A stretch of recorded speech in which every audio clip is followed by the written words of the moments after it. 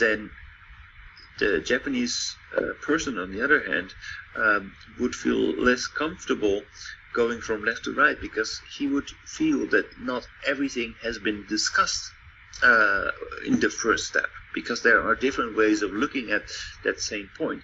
So he will have the inclination to more frequently come back to a point already discussed in the eyes of a Western person. Then looking at another difference, risk aversion.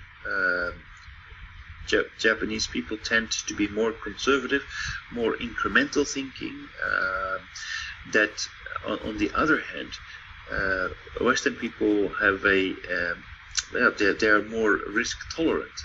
Risk is something that is also part of failing fast, and failing fast means that you can adjust your course. So that is on the mindset on not of all Europeans, but more Europeans, especially Americans. They are more risk tolerant. It doesn't matter whether you fail; it's not something personal. It's a process of learning faster. So risk, change, and reward for taking risks are factors that are important in Western society. And more conservative, more incremental. For example, Kaizen principles are typical for their Japanese counterparts.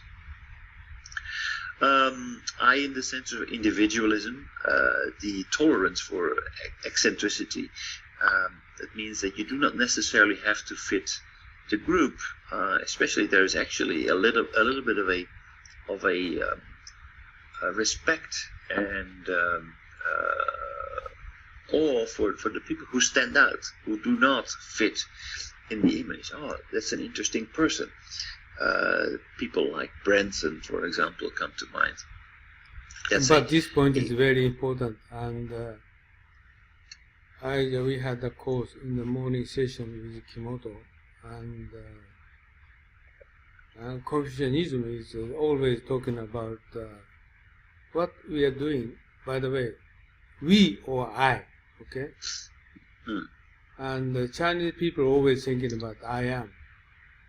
But Japanese people is always thinking that we are. Okay, we are, what we are doing, not I. Right. So you're already talking about our Japanese name card. Company name is first, okay? Then following personal name. So individual thinking, individual decision should not be in the front for discussion. Right. Right? Right. So it means Japanese cannot speak out his opinion instead of organization. So Westerners always, worrying about what is your identity, okay? What your thinking approach. So this is a big difference. So Japanese need to every time we are going to read analect or Confucianism of the books, Japanese people reading those books is in Chinese they don't say we or I, okay? People, in the first sentence, people said, people thinks. But people, what does it mean? One person or we or a group of people? Japanese always reading those books is a group. Right. This is a big difference. So we need to switch into one person. Otherwise, very difficult to communicate with people in the world. Right. This I recognize. For us, it's especially, for example, when it comes to negotiations, it's very important to be aware of that difference, because what we are being taught in school and in business once we enter companies is that if you want to negotiate, if you want to do business, if you want to sell something, always look for the decision maker. Don't waste your time talking to people who do not make decisions.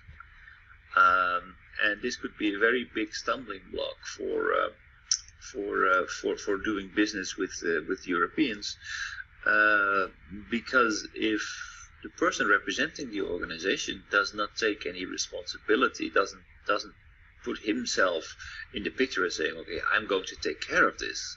Basically, I'm not just going to turn around and transfer the message. No, I'm going to say yes or no to you, and I'm going to give you something in exchange for something else. If that person is not willing to do that, or is not able to do that, or is not expected to do that, then he will not gain trust from his Western counterpart. And it's very likely that they will say, "Well, sorry, apparently I'm not at the table with the right person, with the decision maker. So you're either going to refer me to the person who can make decisions, or we're going to end our negotiations right here, right now." So that is a very big trap, something to be aware of, and I would. Yeah, you can either choose to educate the other side, but it's probably safer to for Japanese who want to do business overseas to negotiate certain kinds of freedom, so that you will be capable to actually be a person who is taking responsibility and who is making the decisions for the Japanese side. Otherwise, it may be pretty tough to move business forward. Mm-hmm. All right. So